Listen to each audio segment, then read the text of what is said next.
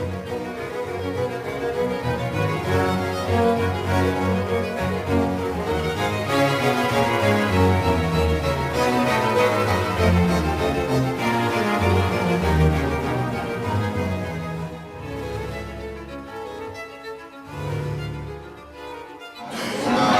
vai coordenar a próxima mesa é o Alexandre e o Sandro Fontana, ele vai falar sobre mensuração do nível estimado mediúnico.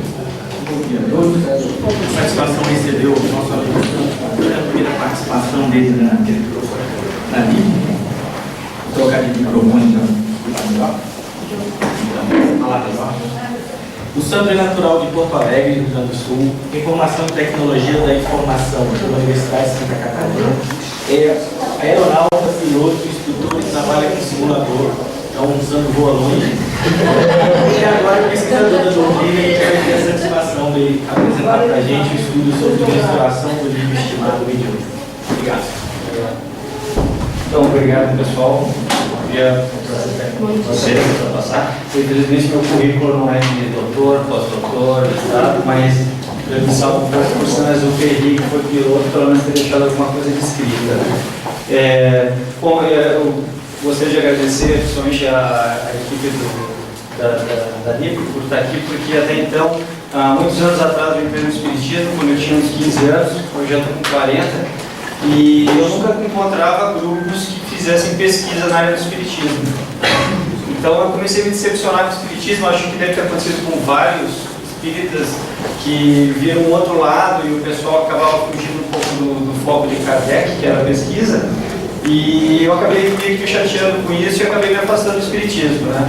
Comecei a fazer pesquisas meio que independentes, até os meus 17 anos, quando eu parei, quando eu fui tentar gravar uma preta velha e meu gravador fora. Eu falei, realmente tem alguma coisa de verdade nesses fenômenos, né? Aí o que aconteceu? Já faz uns 23 anos eu venho pesquisando independentemente, ou seja, eu não sou vinculado a nenhuma casa espírita. Eu meio que abandonei não o espiritismo, mas as casas espíritas em geral eu acabei não frequentando mais nenhuma assiduamente, só a nível de pesquisa mesmo. Então, por um lado foi bom para mim, por quê? Porque eu acabei vendo um pouco da parapsicologia, vendo outras visões, outras críticas, né? Não somente um foco, né? Uma só e única doutrina. Então, como ao longo do tempo, para poder explicar esse caso de tentar medir um nível de mediunidade, né, que foi uma coisa assim que até achei que assim, isso aqui é meio estranho, mas eu precisava disso para a minha pesquisa principal. Então, o que aconteceu? Há 2 anos atrás eu comecei a fazer uma pesquisa que era a ideia de ser a continuidade da pesquisa do Carlos Augusto Perandrea. Não sei se alguns de vocês já devem ter ouvido falar. O Perandrea, uma vez ele foi convidado a periciar grafotecnicamente cartas psicografadas do Chico Xavier. E se propôs um desafio para o Perandrea, era saber se era possível identificar a assinatura de uma pessoa através de uma psicografia. Então o Perandrea assumiu esse desafio de tentar descobrir isso. E ele constata, entre várias coisas, uma autenticidade na assinatura. O Perandrea acabou sofrendo várias críticas, não de peritos, né, de grafoscopia, não existe nenhuma perícia contrária ali que conteste a perícia dele, porém várias falhas na metodologia dele. Então, por quê? Porque foi o único perito para autenticar uma assinatura. Então, o que eu fiz? Eu comecei a fazer uma nova formulação, uma nova metodologia. Hoje, o que a gente faz? Em vez de usar uma única carta psicografada, a gente pega várias cartas psicografadas e passa por 4 peritos em grafoscopia. E como a gente está fazendo isso? Eu estou pegando 2 peritos em grafoscopia que sabem que se trata de cartas psicografadas. E, cientificamente, o duplo cego, que a gente chama, né, ele é muito importante. Então, o que eu faço?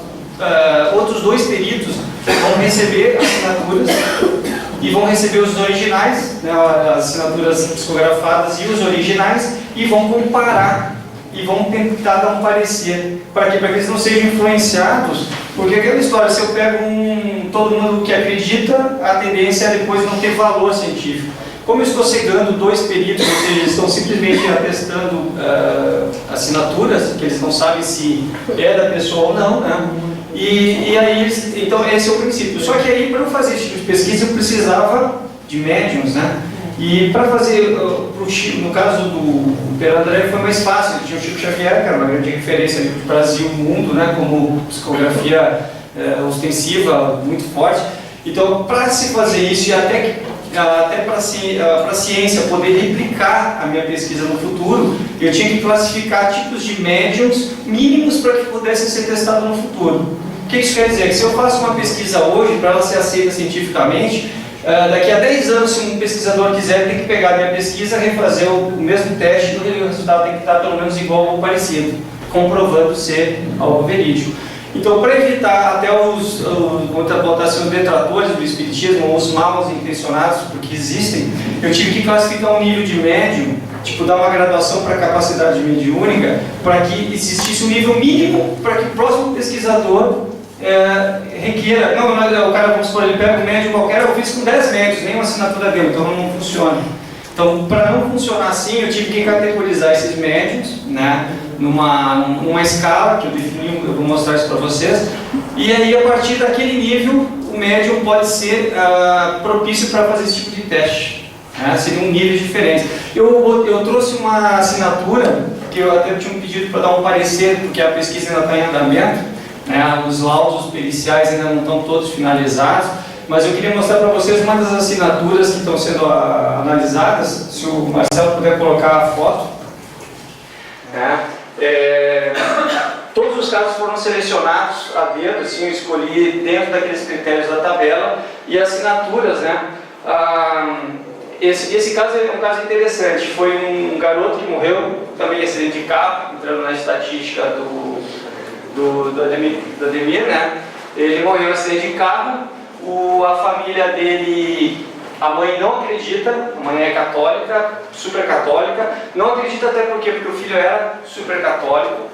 O pai, mais ou menos, ele acredita e não acredita, então foi por isso um dos motivos que eu escolhi, porque se você pega aquele que acredita, é porque ele acredita e está vendo a assinatura onde não existe, né? Então eu peguei um dos casos, foi esse. O que é interessante também, o pai tentou algumas comunicações com o filho e não conseguiu. E ele percebeu que as mães, quando estavam presentes, os filhos vinham se manifestar. E aí o dia que a mãe vai, mesmo não sendo espírita, o filho se manifesta. Ali a primeira assinatura, é bem mais complexo que isso, mas só para vocês terem ideia, a primeira assinatura é psicografada. A segunda, a terceira e a quarta são dos documentos. A primeira é da carteira de motorista, a segunda é da carteira de identidade e a terceira é da carteira de trabalho dele. A mais recente seria de carteira de motorista. Então, um dos grandes desafios da pesquisa é como alguém que não conhece a letra de uma pessoa consegue replicar essa letra. Independente do espiritismo, agora falando em ciência geral, como alguém, eu não conheço a sua letra, que eu vou e consigo fazer. E o Vitor tinha uma característica interessante, porque ele tem, normalmente a gente assina um maiúsculo e as demais letras são emendadas. É uma característica geral. O Vitor tinha uma característica interessante, o I dele era isolado. Ó. Tá? O C e o T é junto e separado do O. Tá? Então ele tinha algumas características, algumas eu já vou também rapidamente dizer por que não, controlando esse tempo aqui, porque o tempo é meio curto. Aí vamos a um ponto interessante. A parapsicologia, ela considera o efeito psi. O que é o efeito psi para quem não conhece? O efeito psi, por exemplo, se eu faço uma psicografia intuitiva, tipo o Edson de Almeida, né? Eu posso escrever um monte de coisa aqui, falo da sua vida, falo do seu filho, falo num momento especificamente que você teve com o seu filho, a gente estava junto, mãe brincando aquele dia, eu estava com aquela bola azul. A parapsicologia tem uma hipótese psíquica, o que é? É que como se o médium, inconscientemente, ele capta aquilo da tua memória e joga essa memória no papel dentro do teu contexto de crença, ou seja, porque o médium acredita. Essa pesquisa ela passa a ser importante por quê? Porque os grafoscopistas, que são especialistas hoje, até em termos legais, judiciais, são todos amplamente aceitos, a ciência da grafoscopia, para eles uma assinatura é como uma impressão digital. Ela é única e exclusiva. Então, se ela é única e exclusiva de uma pessoa, não existe como você conseguir fazer a assinatura do seu filho, por exemplo. Então ela passa a ter um papel importante na comprovação da possibilidade da sobrevida além da morte do corpo, exatamente por esse detalhe, porque se ela é algo muito pessoal de alguém, e isso não pode ser reproduzido, e a própria parapsicologia não aceita, como eles falam, telepatia por procuração, alguma coisa assim, do tipo, eu não tenho como te dar uma procuração de você ter aquela memória e fazer aquela assinatura. Né? Bom, aí isso era mais para ilustrar para vocês entenderem como eu fiz o cálculo, né? Aí pode passar, Marcelo, então, a parte de projeção, né? Que é ainda a parte da pesquisa mesmo agora desse artigo. Eu deixei um link para quem quiser baixar, mas o Marcelo vai botar, acho que se não está no CD de ontem, vai estar, acho que no site da LIP. Tá, já está. Pode passar então, Marcelo. Próximo. Pode passar. Pode. Aí. Então eu botei aqui o objetivo, né, do presente trabalho. Surgiu com a necessidade dessa minha pesquisa, porque eu precisava quantificar um médico. Eu sei que é uma coisa assim, uma proposta até ela era meio desafiadora, porque Kardec acho que nunca cogitou essa hipótese de se mensurar alguma coisa nesse sentido, ou até de detectar. Mas eu acabava precisando para fazer a sequência da pesquisa, né? Então, em resumo, ela surgiu com esse princípio. Pode passar o próximo? Aí o objetivo é exatamente isso aí, medir o nível de mediunidade estimada. O que é estimada? Porque não é uma coisa precisa, a gente não tem como medir exatamente algo, né? E tentar classificar em subclasses. Eu tive que classificar isso por quê? Porque até um certo nível ele não poderia ser aceito com um tipo de pesquisa desse tipo, né? Ou seja, quando se for replicar a pesquisa, tem que ser no mínimo um classe 1, que eu classifiquei ali. Pode passar. Aqui eu fiz um resumo em geral sobre a mediunidade, né? Essa parte todo mundo já conhece sobre o médium, etc. Mas aí entra umas coisas interessantes que a gente começou a descobrir na pesquisa, e aí eu vou mostrar para vocês, por isso que deu para poder quantificar. A pesquisa gerou esse relatório, porque esse relatório precisava da pesquisa, uma coisa do outro. O Pedro Andréa já tinha percebido que a assinatura e o grafismo do espírito ele se mesclava com o do médium. Ou seja, mesmo o Chico Xavier numa psicografia, ele não conseguia manter 100% a letra do espírito. O tempo inteiro oscilava entre a letra do Chico e a letra do espírito, né? Isso em maiores ou menores proporções. Então, não deixa de ser uma referência para a gente conseguir medir o quanto de interferência que existe em uma comunicação. Então, para vocês terem ideia, vamos botar assim, eu considerei aqui na minha pesquisa que para você traçar um limite, tentar quantificar algo, por exemplo, a água, né? A água, como é que a gente vai definir o 0 grau? Então é quando a água congela. Congelou a água, 0 graus Celsius, né? Na escala de Celsius. E o que vai ser o ponto lá que ele vai considerar 100 graus?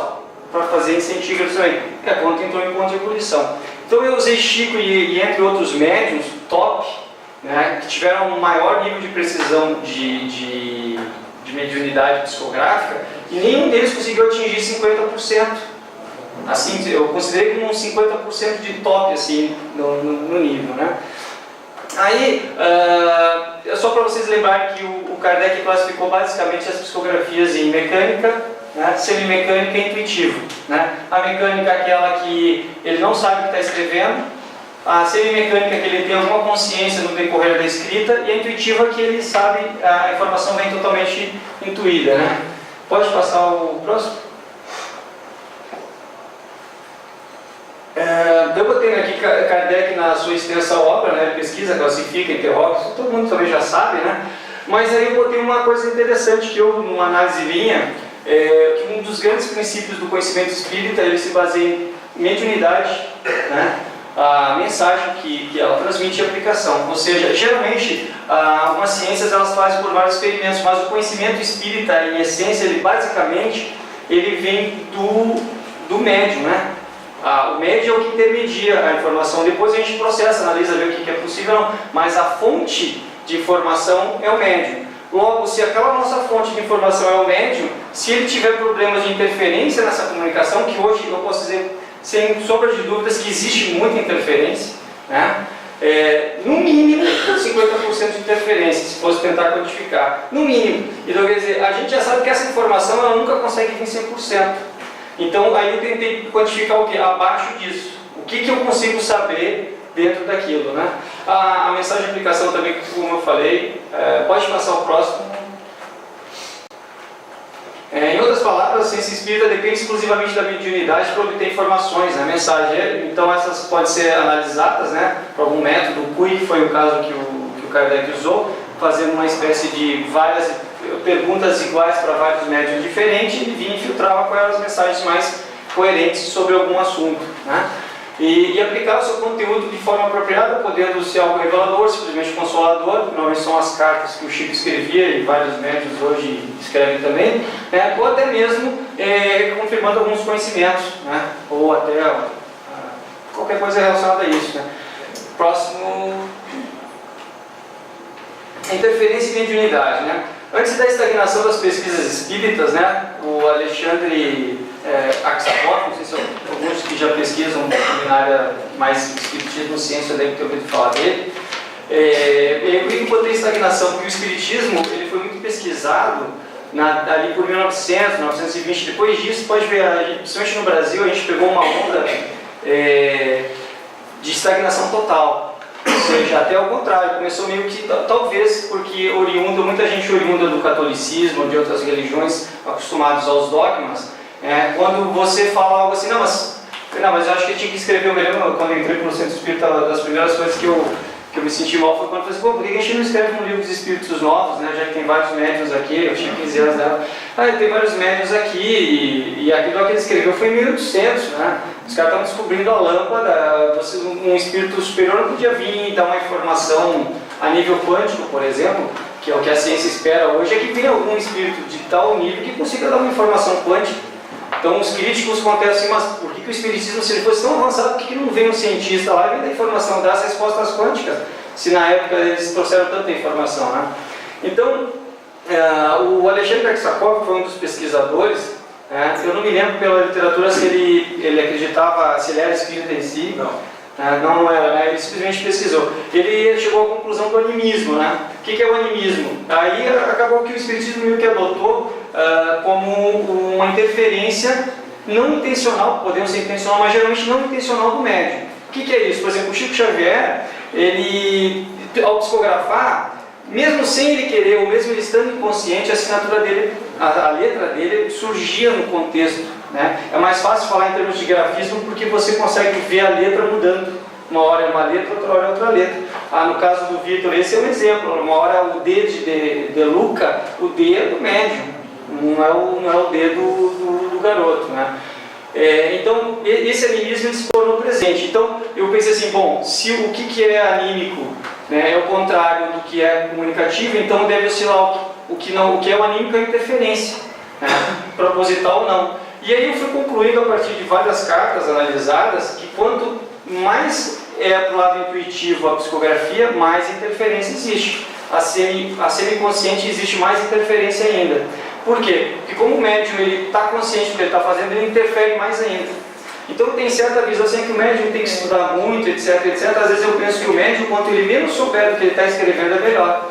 Porque se eu for fazer uma pergunta para o médium aqui, de repente, psicografar, e eu fizer uma pergunta de algo que ele saiba, ou que ele já deu na codificação, a tendência é que ele me responda e interfira na resposta. Então é melhor eu pegar alguém tipo como era o Chico Matuto do Mato lá, que só tinha a quarta série, que não sabia nada, e eu chego assim, tum. Aí como fizeram a pergunta para o Emmanuel ou outros espíritos para responder coisas econômicas, etc, né?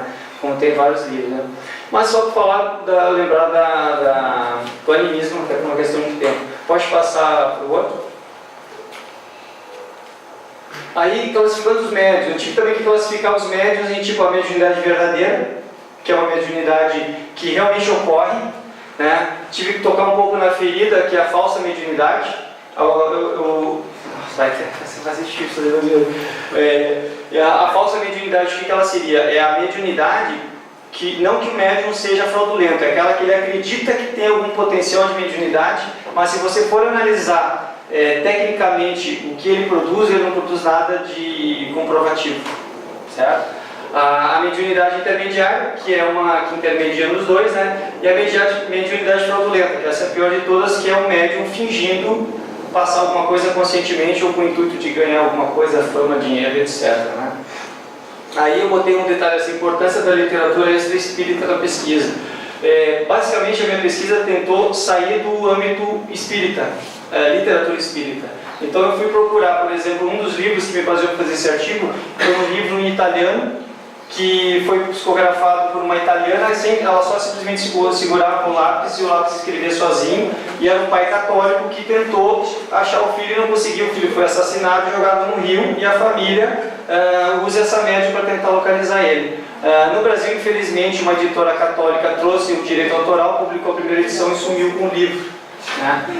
O livro é extremamente revelador porque ele fala exatamente o que a gente conhece do Espiritismo. Qual que é a editora? Já vou lembrar, mas eu te falo. Mas é uma editora católica, trouxe e sumiu com o livro. Ainda bem que existe pessoal da internet, eu tenho o livro em PDF, né? Eu só não botei na internet porque questões autorais, tentei localizar a família lá, porque ele revela muita coisa e traz várias informações, inclusive totalmente condizentes com o Espiritismo. Outro livro que eu usei também foi o da Grace Rocha, que ela sente a mão mexer sozinha, começa a escrever. Ela é católica da inglesa, anglicana, e foi o único relato que eu conheço como da primeira a perícia grafoscópica. O reverendo não acredita nela, manda para um perito, e o perito conclui exatamente o que Per Andrea fez 15 anos depois, que as letras eram misturadas. Pode passar para o próximo.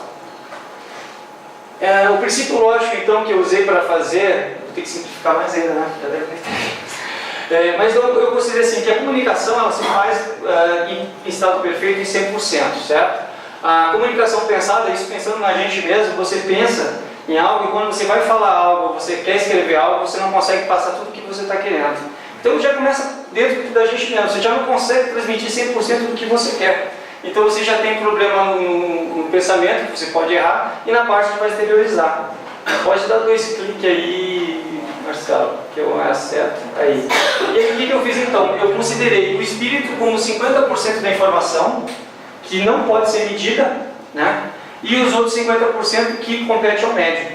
Então eu resolvi trabalhar dentro desses 50% de informação, já que o espírito eu não consigo saber qual é a capacidade dele. E depois também, se der tempo, eu falo rapidinho sobre a capacidade que o espírito tem que ter de se comunicar.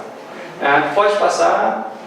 Então, o que isso implica? Né? Implica que o médium não possui controle absoluto na comunicação, mesmo inconsciente, né? E o espírito precisa saber se comunicar. Isso é um dos outros detalhes importantes. Pode passar. Então o espírito precisa saber se comunicar. Não há controle possível, né? Ou seja, independente da nossa vontade. Então eu vou fazer um parênteses aqui rapidinho também, contrariando um pouco as ideias, não digo as ideias, mas por exemplo, Kardec não cita em nenhum momento que um espírito precisa saber se comunicar.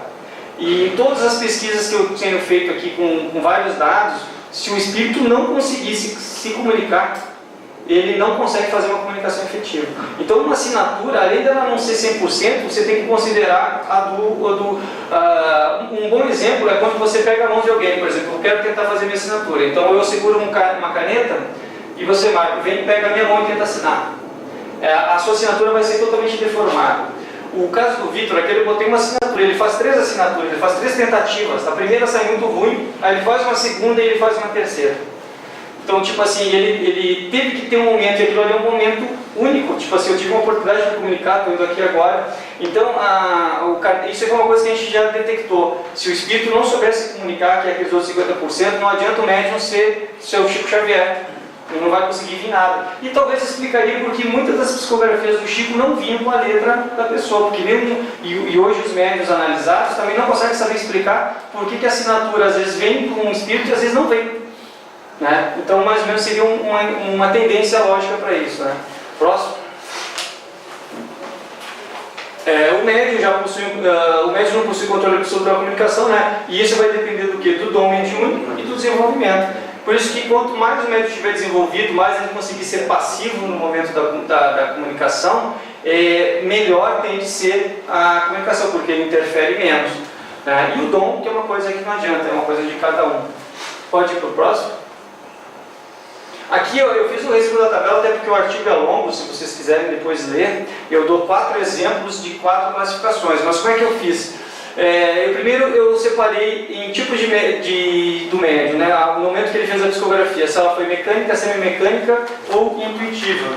Cheguei aqui porque provavelmente vocês não vão conseguir ler. E o que eu fiz, assim, resumindo? Eu criei letras, né? Por exemplo, a escrita. Se ele possui escrita ambidestra, ele vai um valor atribuído para ele de 50. O médium consegue escrever com as duas mãos. Existe relato do Chico Xavier psicografar uma carta e na hora de assinar ele troca a carta de lápis e assina com a mão esquerda. E aí depois eu conversando com a sobrinha, ela falou assim, não, realmente a minha tia era canhota. Então isso foi uma capacidade. Então eu comecei a separar os tipos de capacidade, né? A grafia idiomática do tipo, o Chico, aquela psicografia que ele fez e foi periciada pelo Pedro Andréia, foi em italiano. Então, o Chico, até então não existe prova nenhuma que Chico falava italiano. Como é que o Chico conseguia escrever em italiano? Né? Então, é um outro atributo que seria o valor de 50. E aí o examinador que vai pegar a carta, ele vai ver se preenche cada requisito e vai ver que nota ele vai dar para cada ponto. Depois começa a complicar. Nomes condizentes, né? Nomes, apelidos, incluindo sobrenomes ou não, vai o valor de 50. E aí eu fiz assim para valores que vão diminuindo, por exemplo, nome, apelido, incluindo tal, nomes ou apelidos escritos de forma errônea na grafia, vai o valor, por exemplo, de 30. Né? E aí, por exemplo, se não ocorrer nome, é 0. Cada um desses itens que não estiver presente numa carta é 0. Está tudo explicado no artigo. Agora, se ocorrer, por exemplo, o nome errado, eu vou ter menos 20 para começar a detectar a fraude. Então, isso foi uma coisa que eu dei uma aprimorada depois na fórmula. Por quê? Porque, tipo assim, o teu filho Joãozinho, não, mas não tem um filho João, quer dizer, pode ser que o cara chutou. Porque a gente, analisando só o lado positivo, se a gente pensar assim, um médico que vai lá e faz 20 psicografia e põe para todo mundo João, de repente, o João te mandou um beijo. Quantos tem João na família, né? Então, eu fui pensando nesse lado. Informações condizentes, né? Exatos, vagos, muito vagos e incoerentes. Se não teve informação, 0. Né? Análise pericial, aí teria que ser passar por uma análise pericial, mas aí tem autoria, autenticidade, né? Aí tem até a parte de semelhança, reconhecimento por parte da família. Só para entender, a autoria é o nível máximo. Por exemplo, uma assinatura pode ser autêntica. Para ser algo de autoria tem que ser um texto, pelo menos. Uma carta inteira na mesma letra, ou que algum perito diga assim, foi a própria pessoa que foi o autor da carta. Né? E as expressões e termos. Né? Então, quer dizer, expressões que eu dizendo, eu sou do Sul, vou usar um bate. Daí, de repente, se o médium, óbvio, se ele não sabe que eu sou do Sul, e morre alguém da minha família, ele fala bate, né? Aí o que acontece? O médium desconhecia o fato de eu ser do Sul. Veio uma expressão da minha região, ou lá do Nordeste, e etc. Aí então vai se pontuando de certa forma. Pode passar o próximo, então? Então o que eu fiz? Nessa tabela, na verdade eu fiz uma coisa simples. Média. Não, mas não, parece que isso aqui é para matemática de primeira grau. Eu não sou matemática, Então, mas o que eu fiz? Simplificando a fórmula, A, B ou C. Então, quer dizer, você vai categorizar ele como mecânico, semimecânico ou intuitivo e vai somar as notas que você deu para cada item daqueles. Divide por 7, aí você vai ter o que eu chamei de valor médio, estimado mediúnico. Pode ir para o próximo? Então esse valor, aí eu classifiquei em classe 1, 2, 3 e depois a 4. Por exemplo, se o valor der entre 25 e 50, né, ele caracteriza uma comunicação eficiente, né, para identificar o espírito e considerar uma comunicação verdadeira. Né? Para você ter ideia, raros médiums, eu botando na ponta do lápis, atingem nível de 25 a 50. Vou ter um classe 2 que seria entre 15 e 24.9, né, caracterizando uma comunicação evidente, porém com muito animismo, né, uma dificuldade de comunicação por parte do espírito. Tal variação garante estimadamente uma comunicação com distorções aceitáveis para a interpretação da mensagem. Quer dizer, você vê que tem verdade ali, você consegue identificar talvez daquela forma pragmática, etc., mas você não consegue ter tanta certeza. Né? Entre o 10 e o 14.9, que seria o classe 3, já é o mínimo aceitável que eu considerei. Então eu ajustei essa tabela assim, de 10% para cima é aceitável. Abaixo de 10%, a informação é tão vaga que você não consegue determinar se aquilo ali é uma mediunidade verdadeira. Né? Se for um caso de carta, você já não consegue saber. Eu fiz alguns exemplos no artigo para cada um dos itens, né? Pode passar... Então aqui, por exemplo, no caso menor que 10, né? O que seria... E se você puder abrir só... Não, depois deixa por último que não vai dar tempo. Pode passar o próximo.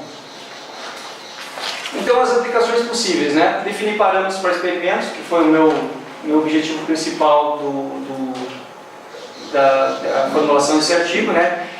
Definir uma confiabilidade mediúnica para obras literárias, por exemplo, que a gente tem mais, eu penso assim, sendo tecnicamente, né? E eu me sinto na liberdade de falar, hoje se nós pegarmos um livro, mesmo os do Chico Xavier, o que foi, porque, claro, cada caso é um caso e o momento que está sendo psicografado também é um momento, né? Mas se a gente botar hoje estimadamente, você não consegue ter certeza, com certeza o médium não foi 100% dele, de potencial dele. Então, como a gente, vamos supor, se o espírito tivesse uma habilidade, vamos supor, se Chico Xavier e Manuel tivesse uma habilidade total sobre Chico, ele atingisse 50%, e Chico, no momento ruim dele, ela tivesse em 30%, o que está escrito ali, o contexto todo, ainda não consegue ser 100%. Vocês entenderam? Então é mais ou menos até para se definir. Aí eu dei um exemplo no artigo, teve um livro agora que foi publicado tempo atrás sobre aquele acidente da TAM que ocorreu aqui, que caiu. O livro até teve um processo, ele foi proibido, né? Não sei se vocês sabem, ele foi proibido de ser comercializado, porque o autor do livro, que eu não conheço, nunca testei, também não posso falar, mas ele escreve um livro e fala que todo mundo foi um karma coletivo. Que eles foram uma tropa na época medieval que queimaram uma vila. O comandante, que até eu conhecia, ele era o general, e eles, em karma coletivo, resolveram morrer queimados juntos. Aí várias famílias de várias religiões diferentes se sentiram ofendidos e entraram com processo na justiça. Então, isso mostra que a gente tem que ter certo rigor em publicar algo, porque a comunidade espírita, geralmente, ela aceita tudo que vem. O cara manda, ele vem, que nem a história de criança índigo, cristal, não tem perfil. Mas que veio de outro planeta. Aí eu falei assim, quem é que escreveu isso? Esse cara foi testado, entendeu? Eu falei assim, o que tem a aura azul. Eu falei, pô, será que médiuns que tem mediante visão falaram de alguém que viu, alguém fez a regressão e veio de outro planeta? Até agora não existe nada disso. E a comunidade espírita, de uma forma geral, aceita isso como... Então, no fundo, esse trabalho, ele pretende até, se possível, você conseguir medir para ver, não, mas quem é esse cara que escreveu isso? Né?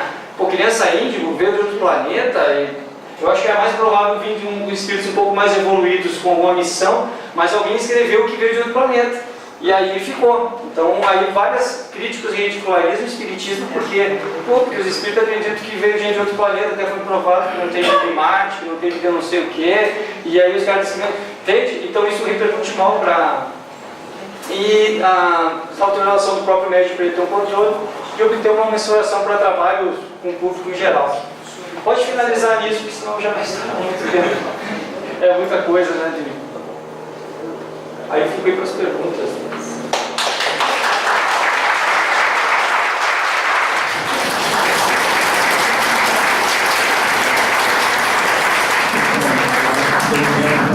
Pergunta e meio, já tem ali 3 minutinhos do tempo total.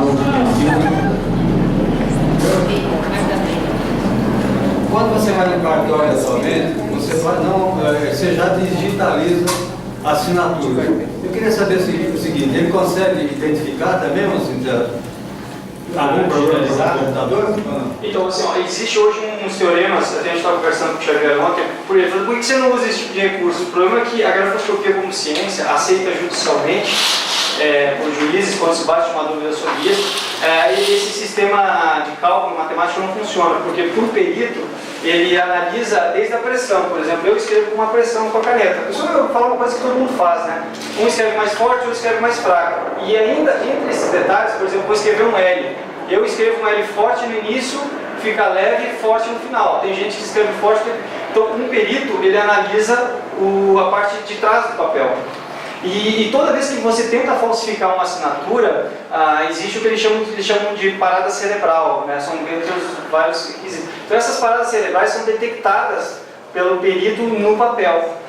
Isso daí, um sistema que você vai fazer, por exemplo, um mecanismo hoje não consegue, ele simplesmente pega o traçado. Então o traçado não dá para dizer que ele é 100%, ele não é aceito judicialmente. Então até onde o meu conhecimento vai, nenhum juiz pede para você botar uma assinatura num computador e ele dizer, ele pega peritos, né, especializados que vão analisar desde o papel, a força que foi escrito, aonde tem, se tem marca de falsificação. E até, já nesse detalhe interessante, no caso do Vitor e dos outros todos, as famílias alegam que o médium não viu a assinatura previamente. Os peritos analisaram os originais e disseram assim, não são fraude, porque quando é fraude tem traços de fraude. Então, quer dizer, confirmando o que os pais falaram. Isso, por exemplo, um sistema assim não iria detectar. Mais uma pergunta sobre a lei? Bom, um dos objetivos, me parece, é para saber a autenticidade da comunicação, independente da letra, né? O Espiritismo, no seu estudo, fala de fraude, falsificações, contradições, abuso da licença da mediunidade. Também nos fala de tipo de médiums, onde identifica um médium seguro, talvez o mais seguro, e por aí afora. Mas uma recomendação que o Kardec dá é que, para quem ainda possa ter certeza das comunicações, não há outra forma senão a repetição e a análise delas. Certo? Isso, isso o Kardec está totalmente certo. Então é que assim, por que eu fui procurar coisas na literatura extra espírita? Porque como a gente vive num grupo, a tendência, se a gente for pegar a literatura espírita de uma forma geral, os livros de romance, é tudo a mesma coisa.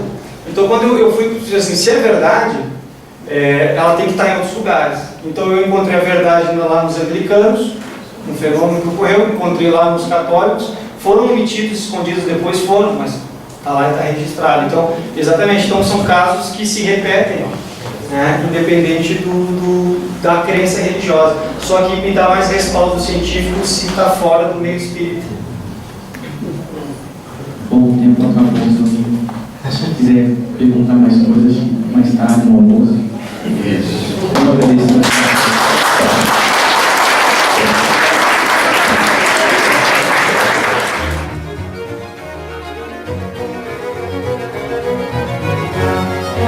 Thank you.